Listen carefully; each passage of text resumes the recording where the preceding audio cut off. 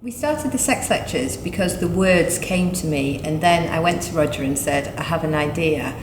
And he made me a cup of coffee and said, what's the idea then? And I said, well, actually, it's more like 3 words, the sex lectures. And then he said, Well, I had an immediate response to Ali's energy around it, and because I've been interested in Tantra, sexuality, and my own personal journey over the last few years.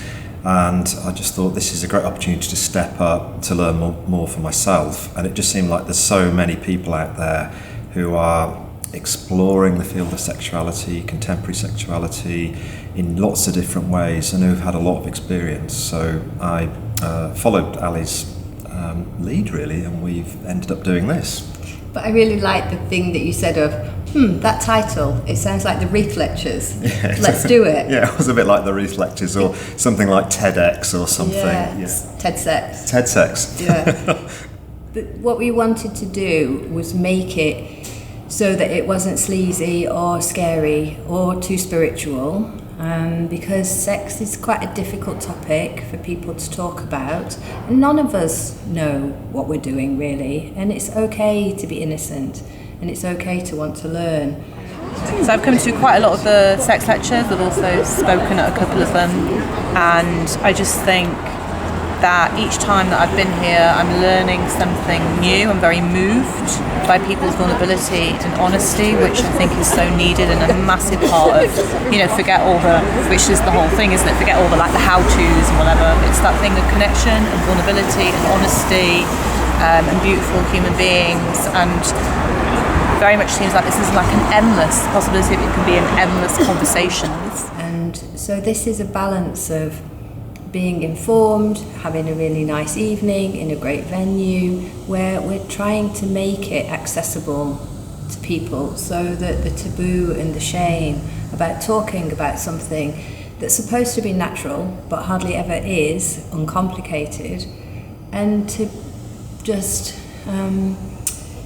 make it okay to not know and make it okay to want to learn. And also Ali's suggestion was let's do it, these short 12-minute talks. Let's get a lot of different people and throw all the different angles in. And for me, that's worked really well. So, we've had all sorts of topics, haven't we? Because we invite artists as well, so it's a mix between creativity and sexuality. So we've had talks on what does art history have to show us, as well as talks on how to love a vagina. We've had talks on foreskins, we've had talks on writing about sex, we've had talks about orgasms, ejaculations. BDSM for beginners. We've had shibari, which is Japanese erotic rope tying. I got tied up on stage for that one, it was really great. We had one about, do you remember Gems, about the healing power of orgasm? Our friend who'd been diagnosed with stage 4 cancer, her talk was amazing. It had a gasp in the room when she said how she recovered within a really short time and is in full health now. Yeah.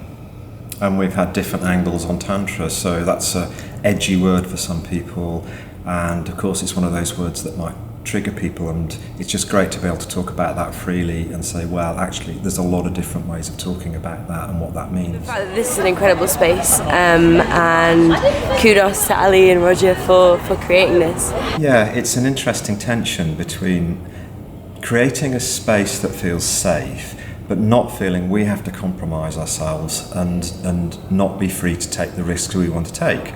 Because we want to take some risks, we want to say some things that might be a bit challenging for people, but we don't want people to feel completely unsafe and traumatised by it.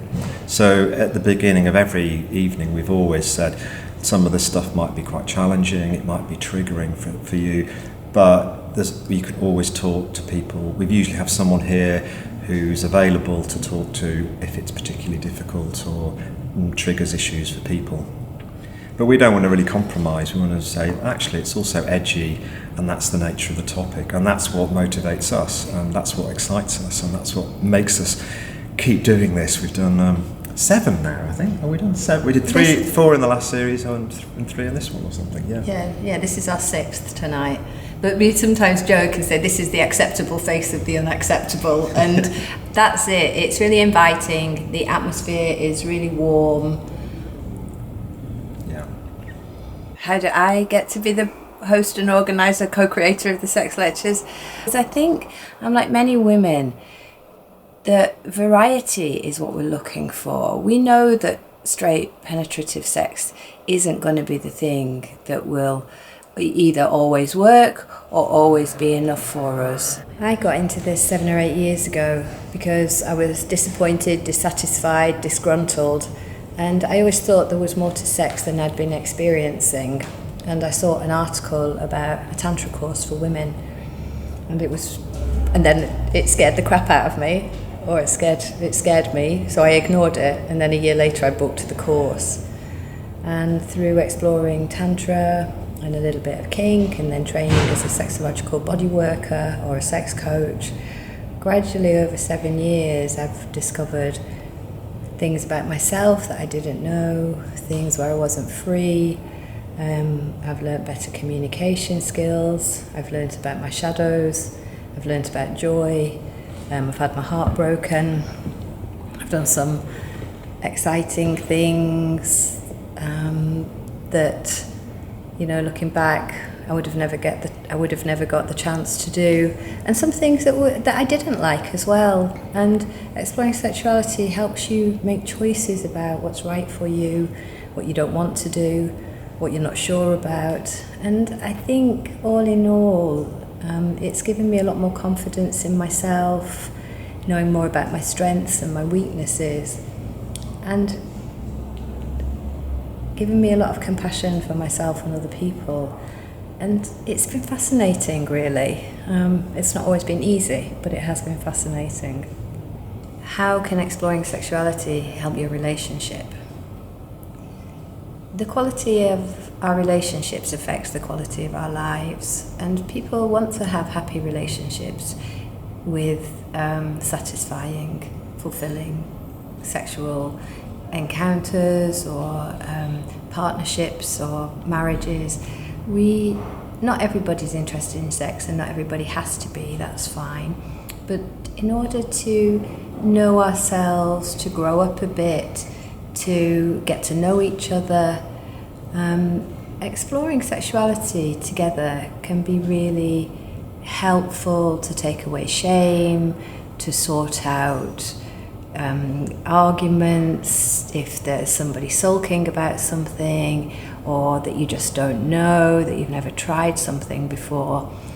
Really, good sex offers pleasure and connection, and those two things are very lovely things to have in our lives. So exploring your sexuality can help you get to know yourself. It can lead to greater sexual awarenesses of your own patterns and habits and restrictions. And then we can learn about bodies and what they do, when we're not focused on just one particular part of the body or one particular outcome. We can add variety into our bedrooms and our lives, and add courage to our bedrooms and our lives. And it can overcome shyness and introduce sweetness.